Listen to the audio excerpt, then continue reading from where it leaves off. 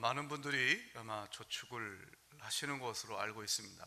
많든 적든 내가 버는 것에서 일정 부분을 떼어내어서 저축을 하죠. 저축을 하는 이유는 이제 필요할 때 쓰기 위해서 미래를 대비하기 위함이 아니겠습니까? 어떤 목사님의 책을 이제 읽어보니까 기도도 저축으로 생각을 하시더라고요. 그래서 여러분들에게 잠깐 그 내용이 뭔가를 설명을 좀 해드리겠습니다. 어렵지 않습니다. 이분은 굉장히 기도 사역을 열심히 하시는 분인데 20대 초반에 주님을 정말 뜨겁게 만났어요. 너무 큰 은혜가 임해서 그분이 다니던 교회를 큰 교회도 아니었어요. 근데 늘 이제 학교 끝나고 집에 갈 때마다 교회에 들려서 꼭 하루에 1시간씩은 기도하셨대요. 그러니까 20대의 초반에 청년이 얼마나 기특해요. 매일같이 나와서 기도를 하니. 근데 이분이 간증을 하더라고요. 그렇게 내가 20대 초반에 기도한 것이 저축이 되어서 20대 후반에 자신의 인생의 진로를 결정할 때 아름다운 열매로 나타났다 라고 얘기를 해요. 그리고 그분이 또 이렇게 얘기를 합니다. 30대 자기가 부교육자 생활을 하는데 중보기도 사역을 이제 담당하셨던 것 같아요. 그래서 교회에서 맡은 사역도 중보기도 사역이고, 그리고 늘 기도에 힘쓰는 열심히 늘 기도를 하셨답니다. 그게 쌓여서 자기가 40대에 교회를 개척할 때, 그래서 목회할 때 그 기도의 열매가 나타났다 라고 얘기를 간증을 하더라고요. 그러면서 우리가 지금 이 시간 기도하는 것이 다 사라지는 것이 아니라 마치 우리가 통장에 예금을 하면 거기에 저축이 되는 것처럼, 그래서 나중에 필요할 때 인출해 쓰는 것처럼 우리의 기도는 결코 사라짐이 없이 저축이 되어서 꼭 모아져서 하나도 떨어뜨리지 않고 우리에게 꼭 필요한 때에 꼭 알맞는 모습으로 하나님께서 그 기도를 응답하여 주실 줄 믿습니다. 이 믿음 갖고 기도해야죠. 그렇죠? 오늘 기도해도 이게 될까, 헛수고가 아닐까라고 생각하면 어떻게 기도할 수 있겠어요? 기도는 저축이 되는 줄 믿습니다. 한번 따라주세요. 기도는 저축이 된다. 그래서 내가 이걸 읽고 이런 생각도 한번 해봤어요. 우리 교회 성도님들에게 기도 통장을 하나씩 다 만들어줘야 되겠구나. 네? 그래서 기도 통장을 만들어가지고 금요성료 집회 나오면 기도한 시간이 착 찍히는 거예요. 2시간 지켜져요. 이게 자꾸만 쌓여져요. 근데 여러분, 그거 아시죠? 저축은 하지 않고 돈 계속 쓰다 보면 통장에 잔고가 영이 됩니다. 옛날에 기도했던 분도 그것이 우리 하나님께서 과거에 기도했던 걸 가지고 또 하나님께서 우리에게 또 귀한 응답을 해주시고 우리에게 삶의 열매를 맺게 해주시지만, 과거는 기도했는데 지금 기도하지 않은 분들은 조만간 통장에 잔고가 0이 돼요. 그러니까 인출만 하지 말고 열심히 매일매일 같이 조금씩이라도 한 푼이라도 아껴서 저축하듯이 우리 하나님 앞에 시간을 내어서 기도하면 그 기도는 여러분들 꼭 하나님께서 기억하시고 우리에게 파산하지 않는 하나님의 은행은 꼭 우리에게 응답하여 줄 줄 믿습니다. 이자율이 몇 배가 될지는 여러분들이 나중에 한번 경험해 보시면 알아요. 이자가 100%가 될지 200%가 될 수도 있고 300%가 될 수도 있습니다. 하나님은 우리의 기도에 넘치도록 응답해 주실 줄 믿습니다. 아멘. 그래서 믿음 갖고 기도하시기 바랍니다. 뉴스를 통해서 아시겠지만 참 우리에게 안타까운 소식이 전해졌습니다. 헝가리에 여행을 가셨던 분들이 그 다뉴브강을 이제 밤에 그 야경이 굉장히 멋있다고 그러더라고요. 그 유람선을 타서 구경을 하시다가 그만 대형 크루즈선에 충돌해 가지고 많은 분들이 돌아가시거나 지금 실종된 상황 가운데 있습니다. 말할 수 없는 슬픔 가운데 있는 모든 분들에게 정말 하나님의 위로가 함께 하시길 진심으로 기도합니다. 근데 뉴스를 들어보니 이번에 피해가 컸던 이유 가운데 하나는 구명조끼를 입지 못해서라고 얘기를 하더군요. 배에 구명조끼가 아예 없었다고 얘기를 하더군요. 구명조끼가 있었는데 안 입은 게 아니랍니다. 관련 기사를 읽어보니까는 전에 거기에 여행 갔던 분들 이런 얘기를 들어보니까는 유람선에 그래도 배를 타고 유로만 하는데 만약에 사태를 대비해서 구명조끼가 있어야 되지 않나 물어봤더니 거기에 있는 현지에 있는 사람들이 원래 구명조끼가 없습니다 라고 얘기를 하는 것을 읽어봤어요. 제 말인 저는 이제 거의 원래라는 말에 조금 제가 주목을 하게 됐어요. 원래 없었다는 얘기는 그날만 없었다는 얘기가 아니고요, 전에도 없었다는 얘기죠. 애당초 처음부터 없었다는 얘기입니다. 그 배에만 없었던 게 아니라 다른 배에도 없었다는 얘기입니다. 이 원래라고 하는 말이 여러분 가지고 있는 게 얼마나 무서운지 새삼 깨닫습니다. 원래 없었어요. 그러니까 이번 사고에 대해서 이런 얘기 나와요. 이거는 예고된 인재였다. 원래라는 말은 한자입니다. 한번 자막을 통해서 좀 볼까요? 한자를 보면 으뜸원자를 쓰기도 하고 근원원자를 쓰기도 하는데 으뜸원을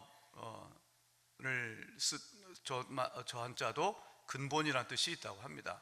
원래란 말은 근본으로부터 나오다 이런 뜻이죠. 저 자체 말이. 그러니까 그래서 시작부터 그렇다는 거예요. 우리가 대화 가운데 이런 얘기를 합니다. 나는 원래 그래. 그런 말 가끔 하시죠? 네. 그게 무슨 말이에요? 내가 하는 말, 행동 방식 이런 게 난 옛날에도 그랬고 지금도 그렇고 앞으로도 그럴 것 같아 이런 얘기잖아요. 그러니까 원래라고 하는 말, 원래 그래 라고 하는 이것은 내가 처음부터 그렇게 규정이 돼 있어서 나는 그런 식으로밖에 말하고 행동할 수밖에 없음을 얘기하는 겁니다. 원래 구명조끼가 없었다는 얘기는 원래부터 거기에는 생명의 위험 현상이 있었다는 것이지요. 이 원래란 말이 굉장히 우리에게 있어서는 근본적인 질문을 제기해요. 원래란 말하고 비슷한 말이 근본이란 말입니다. 근본. 예. 뿌리 근자에다가 바탕본자를 씁니다. 원래란 말하고 크게 다를 바 없는 단어입니다. 가끔 TV 아침 드라마 같은 거 보면 이런 얘기를 장면이 나오죠. 그렇다고 오래 하지 마세요. 제가 아침 드라마를 애청하는 것은 아닙니다. 가난한 집 여자가 어떤 재벌 남자하고 사랑을 하게 됩니다. 집안이 반대하죠. 특별히 남자 쪽 집안이 반대를 합니다. 근데 우여곡절을 통해서 결혼합니다. 근데 시어머니가 며느리를 구박합니다. 실수라도 하면 뭐라 그러냐 이렇게 얘기하면 너 아이고 역시 근본은 못 속이는구나 라고 얘기를 해요. 그런 뻔한 스토리와 대사가 있어요. 그러니까는 그 말은 굉장히 모독적인 말이죠. 사실은 모욕적인 말이에요. 그런데 가만히 보면 우리의 삶 가운데에서 내가 아무리 위장하려고 해도, 내가 아무리 변장하려고 해도 내가 감출 수 없는 내 마음의 어떤 원래 본래의 그런 어떤 모습들이 있잖아요. 결혼할 때 그 배우자의 집안을 보는 이유 가운데 하나도 뭐냐면 그 집안의 배경이 뭐죠? 왜 뭐 사회적으로 부모가 뭐 유명한 분이냐, 돈이 있냐 이런 것을 보기도 하지만 그 가정이 정말로 신앙의 가정인가? 라고 하는 이런 부분 등이 중요한 이유는 뭐냐면 우리 마음 가운데에 어릴 때에 감추어둔 상처와 트라우마가 있어가지고 그것들이 그 사람을 규정할 때가 있잖아요. 그러니까 그런 배경을 본다는 것이죠. 여러분 아무리 겉으로 교양 있는 척 착한 척 해도 결정적인 순간에 그 본래적인 것, 원래적인 것 근본이 드러나면서 어떤 부정적인 영향을 나타낼 수가 있습니다. 원래 구명조끼가 없으니까 어느 순간에 결국 사고가 터지더라는 것이죠. 사고가 터져도 그 구명조끼가 있었다면 그래도 피해가 조금 최소화될 수 있었을 텐데 그렇지 못하라는 것이죠. 결국 우리의 삶 가운데 이 원래의 문제, 근본의 문제가 얼마나 중요한가를 새삼 깨닫게 됩니다. 여러분, 우리 인생의 문제를 해결하고 받을 때 위해서는 근본이 바뀌고 원래가 바뀌어야 될 줄 믿습니다.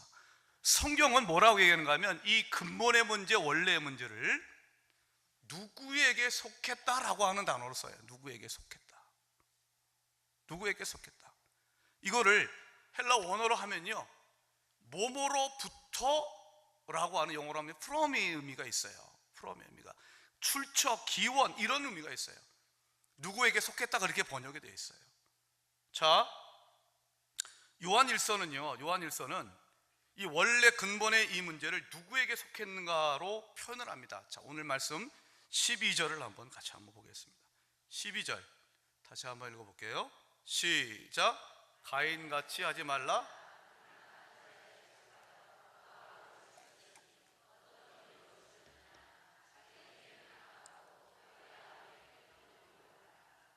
자, 가인같이 하지 말라 그러면서 그는 악한 자에게 속하여 이렇게 돼 있어요.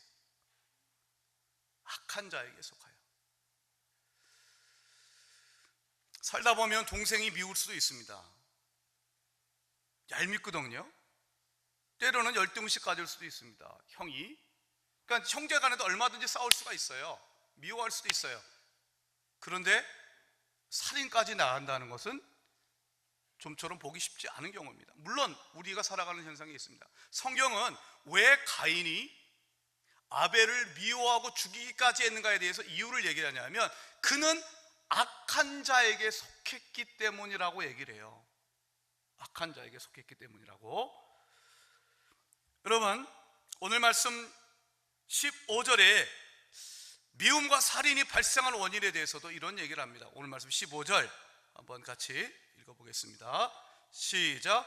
그 형제를 미워하는 자마다 살인하는 자니 살인하는 자마다 영생이 그 속에 거하지 아니하는 것을 너희가 아는 바라. 자, 미움, 살인 이런 모든 문제에 대해서 이 사람이 국민학교밖에 안 나와서 그래. 이런 얘기 안 해요. 그 사람이 어디에 속해 있나? 그 어디에 속해 있느냐는 그 안에 무엇이 있는가를 근본적으로 규정한다라고 얘기를 합니다. 아벨은 좀 달랐습니다.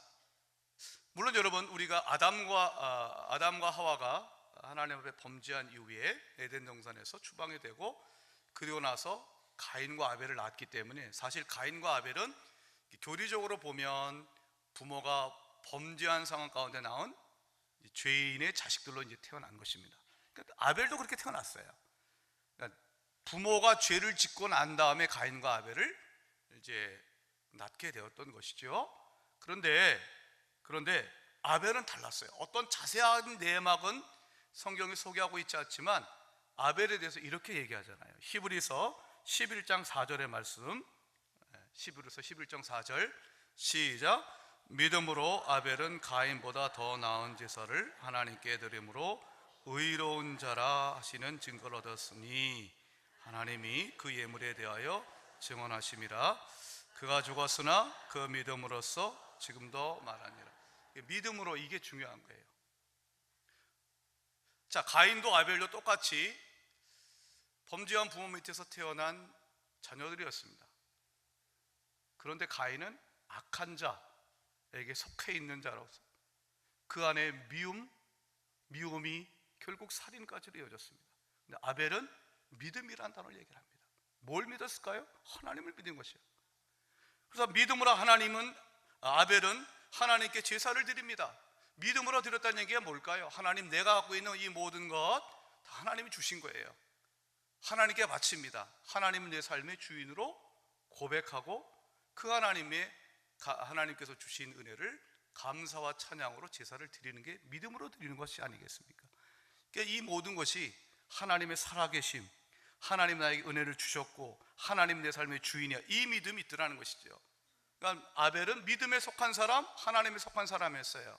같은 아담과 하와 밑에서 태어난 두 자녀인데 한 사람은 왜 악한 자가 되었을까요? 한 사람은 믿음으로 속한 자가 됩니다. 전혀 다른 인생이 됩니다. 인생이 어떻게 여러분 달라져야 되겠습니까?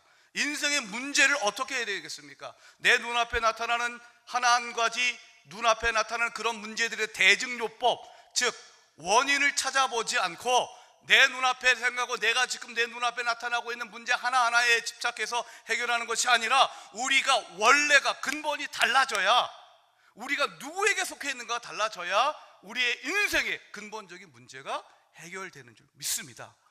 그렇기 때문에 우리가 하나님의 자녀요, 하나님께로 난 자라고 이 확신이 중요하다는 겁니다. 물과 성령으로 태어나는 것이 다시금 중요하다는 것입니다. 예수님은 말씀하셨잖아요. 니고데모에게 얘기했습니다. 물과 성령으로 거듭나야 된다 라고 말씀하셨습니다. 누구에게 속하느냐가 중요하다는 것입니다. 오늘 말씀 10절에 따르면 세상에 두 가지 종류의 사람이 있다고 나오지요. 10절을 보죠. 하나님의 자녀들, 마귀의 자녀들입니다. 처음부터 태어날 때부터 너는 마귀의 자녀들, 너는 하나님의 자녀들, 이런 기계론적인 예정론이 아니에요. 인간은 태어날 때 모두 다 죄인으로 태어나요. 그런데 어느 순간 어떤 사람은 믿음으로 하나님께 속한 자가 되고, 어떤 사람은 악한 자에게 속해져 있어서 내 마음에 믿음이 있는 걸 가지고 그 미움이 사례로 나타나고 내 마음 가운데 있는 용서하지 못함이 결국 내 인생을 피폐하게 살아가는 인생이 되더라는 것이죠. 돈이 있으면 뭘 할까요? 미움을 해결하지 못하는데요. 그 안에 영생이 없는데요. 영생이신 주님이 없기 때문에 주님 앞에 주님께 속하지 않으니 인생의 문제가 해결되지 않더라는 것이죠. 그러나 돈이 없어도 가난해도 못 배워도 내가 믿음으로 주님을 만나고 그 믿음 때문에 하나님께 속한 자가 되면 여러분, 우리는 새로운 인생을 살아가게 되는 줄 믿습니다. 물론 예수 믿는 자들에게도 미움이 찾아올 때가 있습니다. 용서하지 못하는 그런 마음이 있을 수 있습니다. 그렇지만 우리는 하나님께 속한 자들은 그런 것들을 이기는 힘이, 악을 이기는 힘이, 죄를 이기는 힘이 우리에게 주어지는 줄 믿습니다. 지난주에 그 뉴스를 보니까는 게임 중독을 질병으로 분류했다라고 하는 소식을 좀 듣게 되었습니다. 세계보건기구 WHO가 지난 5월 25일 게임 중독도 질병이다라고 됐고, 이러한 그 국제 질병 분류에 대해서 게임 중독이 질병이다라고 하는 것을 194개국 대표들이 반대 없이 다 통과시켰대요. 그러니까 예전에는 알코올 중독, 이런 거 주로 먹는 것, 마약, 섭취하는 것을 중독으로 얘기했는데 이제는 어떤 행동, 게임, 도박 같은 거를 질병으로 분류했다라고 얘기를 하더라고요. 자, 그러면서 어떤 게 중독이 되어 있다라고 볼 수가 있는가에 대한 그 몇 가지 이제 기준, 가이드라인을 이제 얘기를 했어요. 오늘 제가 이제 이 얘기를 말씀드리는 것은 오늘 주제와 관련되어 있기도 하고, 또 우리 부모님들 가운데서 자녀들의 게임 중독 문제, 자녀들이 게임 때문에 힘들어하고 기도하시는 분들도 아마 계시리라고 생각합니다. 다행히 저희 집안에는 그 게임을 중독자는 없고요. 저희 아이들이 뭐 여자여서 그런지 모르겠지만 뭐 게임은 하지만 게임에 중독되어서 뭐 그런 것에 빠져있던 것을 저는 경험하지 못해서 이런 문제가 얼마나 심각한지 피부로 느껴보지 못했어요. 그러나 가만히 보면 주변에서 청소년 문제 상담하는 게 보면 게임 중독 때문에 부모님들이 힘들어하시는 분들, 기도 제목 갖고 있는 분들이 많이 계시다고 들었습니다. 자, 미국 정신의학회가 게임 중독을 진단하는 다음 9가지를 얘기를 가운데, 증상 가운데 5가지가 12개월, 1년 이상 지속되면 그건 중독이다라고 얘기를 한답니다. 첫째, 인터넷 게임을 몰두하는데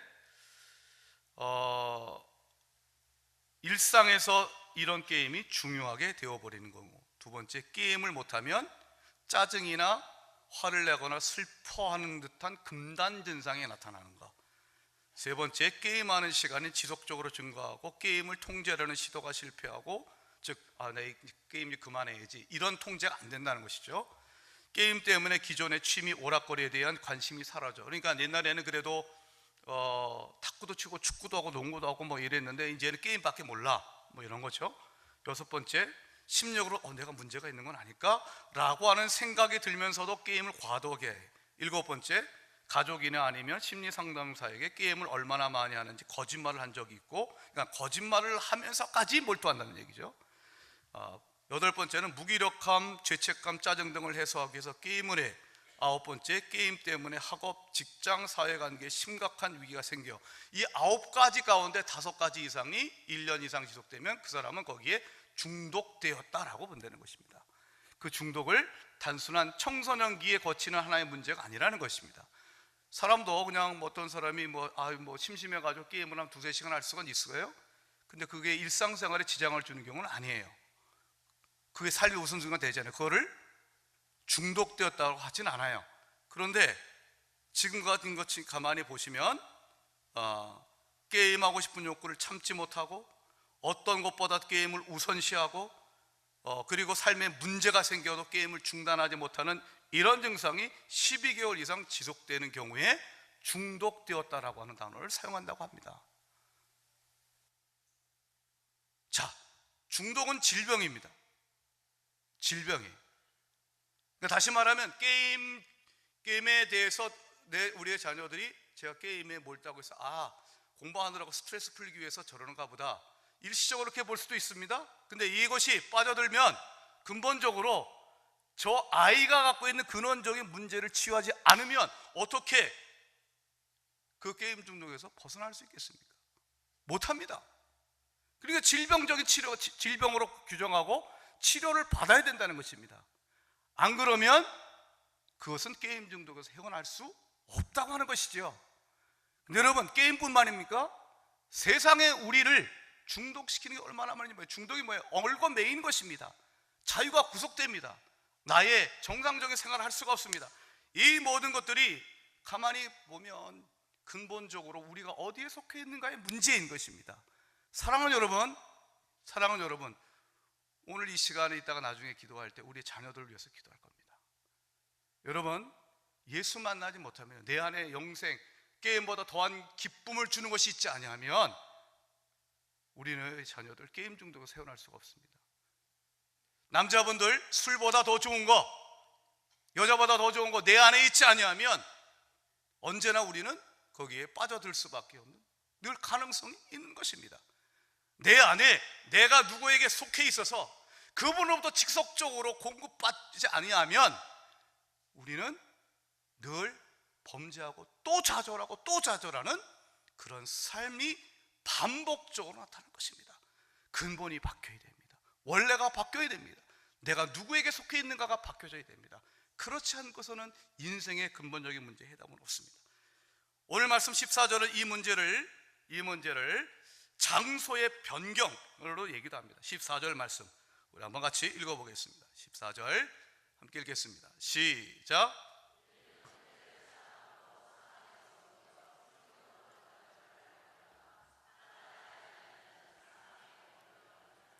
자, 우리는, 예수 믿는 사람은 사망에서 옮겨 생명으로 들어갔다 라고 했어요. 여러분, 이런 말씀을 어디선가 들어본 적 있으시죠? 요한복음 5장 24절 보면 이런 말씀이 있습니다. 내가 진실로 진실로 너에게 이르노니 내 말을 듣고 또 나 보내신 이를 믿는 자는 영생으로 얻고 심판에 이르지 아니하나니 사망에서 생명으로 옮겼느니라. 이 요한복음 5장 24절의 말씀, 사망에서 생명으로 옮겼느니라, 이 말씀이 요한일서 지금 3장 14절 또 한 번 반복됩니다. 성도가 누구입니까? 사망에서 생명으로 옮겨진 자인 줄 믿습니다. 어디에 거하는가가 다릅니다. 소속이 달라지는 겁니다. 골로새서 1장 13절 비슷한 말이 있어요. 그가 우리를 흑암의 권세에서 건져내사 그의 사랑의 아들의 나라로 옮기셨다 그랬습니다. 그 안에서 지지고 볶는 것이 아니에요. 개선하는 것이 아니라 아예 옮겨서 소속을 다르게 하는 것입니다. 속해지는 것이 다르게 하는 것입니다. 근본과 원래를 다르게 하는 것입니다. 그게 해결책입니다. 그걸 인간은 못합니다. 오직 하나님만이 하실 수 있는 줄 믿습니다. 그래서 주님이 우리를 위해서 이 땅에 오신 것입니다. 사랑하는 여러분, 오늘 이 시간 우리가 어떤 기도 제목을 놓고 기도하든지 간에 그것이 질병의 치유일 수 있고 돈의 문제일 수 있고 내 자식, 말 안 듣는 것 문제일 수 있고 관계 문제일 수 있고 이 모든 것이 있는데 우리가 그런 어떤 표면적으로 나타나는 현상적으로 나타나는 이 문제를 놓고 기도하지만 그러나 우리가 먼저 기도하고 잊지 말아야 될 사항은 무엇입니까? 내가 사망에서 생명으로 옮겨진 존재, 나는 하나님께 속한 자이심을 믿으시기 바랍니다. 이 믿음을 갖고 나갈 때 여러분들 우리 앞에 그런 문제가 있어도 나는 하나님께 속한 자야, 내 공로가 아니라 예수의 공로로 하나님께 속해져 있어, 나는 부족하지만 말씀과 성령으로 나는 거듭났어, 나는 사망에서 옮겨 생명으로 옮겨진 존재야. 이 믿음 갖고 나가셔야 됩니다. 그래야 우리의 삶에 어떤 환난과 어려움이 있어도 여러분 우리는 이길 수 있는 줄 믿습니다. 내가 누구에게 속해 있는 자냐인가를 분명히 깨달으십시오. 그리고 우리가 기도하는 그분이 게임 끊게 해주십시오, 여러 가지 어떤 말단적인 현상을 넘어서서 새롭게 생명이 옮겨져서 하나님께 속한 자 되게 하여 주시옵소서. 그 안에 영생이 거하게 하여 주시옵소서. 기도할 때 내 자식이 치유되고요, 우리의 가족이 새로워지고요, 우리의 가정이 새로워지는 줄 믿습니다. 주님, 우리의 가정을 사망에서 생명으로 옮기게 하여 주시옵소서. 그 기도가 우리의 기도가 되길 축원합니다. 그렇다면 마지막으로 우리가 사망에서 생명으로 옮기고 그리고 우리가 하나님께 속한 자가 되었다고 했을 때 이 생명의 의미는 어떤 것일까? 사망에서 생명으로 옮겼다라고 하는 이 말은 우리가 예수 믿으면 결코 육신의 죽음을 당하지 않는다라고 하는 뜻이 아닌 것은 여러분이 잘 아실 것입니다. 영생이 무엇인지 요한복음과 요한일서에서 말하는 생명의 의미를 잘 아셔야 돼요. 제가 또 말씀드리겠습니다만 요한복음하고 요한일서는요, 구원이란 단어보다 생명, 영원한 생명, 영생이란 단어 훨씬 더 많이 써요. 그러니까 요한복음과 요한일서를 가만히 읽어보면 구원이란 단어는 잘 안 나타나요. 예를 들어서 여러분이 잘 아는 요한복음 3장 16절, 하나님이 세상을 이처럼 사랑하사 독생자를 주셨으니 이는 그를 믿는 자마다 멸망치 않고 구원을 얻게 하려면 하지 않고 영생을 얻게 하려 하십니다 라고 되어 있어요. 그러니까 그 영생이란 단어, 생명이란 단어를 써요. 구원이란 단어보다. 자, 그럼 그 생명이 뭘까요? 그 영원한 생명이 뭘까요? 예수 믿으면 안 죽는다 그런 얘기 아니죠? 그 영생에 대한 규정을, 의미를 잘 아셔야 돼요. 요한복음 17장 3절 자막을 통해 같이 한번 읽어봅시다. 자, 함께 읽겠습니다. 시작. 영생은 곧 유일하신 참 하나님과 그가 보내신 자. 아멘. 영생이 뭡니까? 생명이 우리가 뭡니까? 예수를 아는 것이 생명인 줄 믿습니다. 왜냐하면 예수님이 생명이고 영원한 생명을 주시는 분이기 때문에 그렇습니다. 그럼 예수님을 안다는 게 교리적으로 지식적으로 아는 게 아니에요. 성경에서 말하는 안다는 것은 인격적인 알미예요. 그럼 인격적인 알미 뭐예요? 영향력이에요. 영향력이에요. 예수를 아는 게 뭔지 아세요? 예수를 알면 예수님의 영향력이 나에게 미치는 거예요. 내가 예수님께 속해져서 그분으로부터 공급받고 그분에 의해서 내가 변화가 되어서 나는 주님을 닮아가요. 그게 진짜 아는 거예요. 지식적으로 알아서 뭐래요? 교회 10년 50년 다녀도 뭐예요? 예수님의 그 놀라우신 힘이, 그 놀라운 영향력이, 생명력이 나에게 작동하지 않으면 그게 뭘 아는 거예요? 예수 그리스도를 아는 것은 그분으로 말미암아 내가 변화되고 생명의 역사를 경험하고 그분을 닮아가는 것인 줄 믿습니다.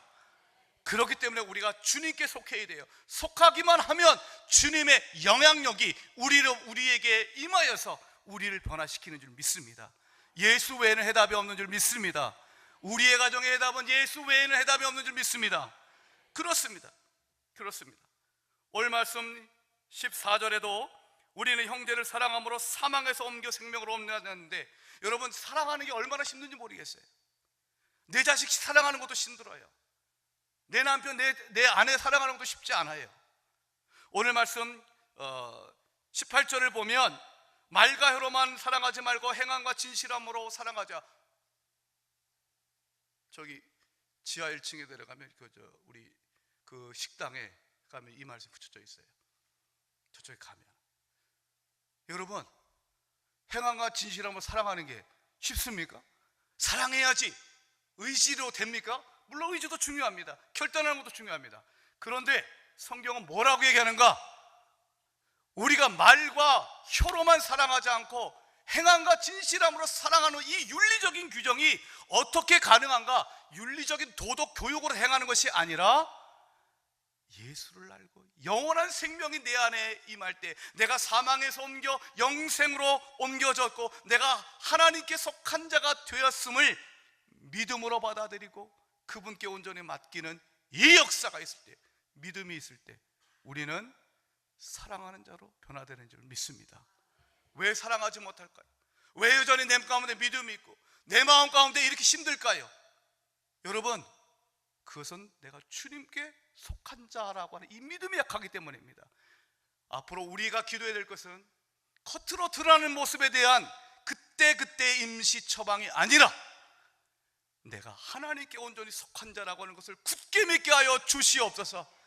성령의 역사하여 주시옵소서. 예수 거룩한 생명의 역사가 나타나게 하여 주시옵소서. 이 기도 드리셔야 됩니다. 그래서 근본적으로 원래부터 달라지는 인생이 될 수 있기를 주님의 이름으로 축원드립니다.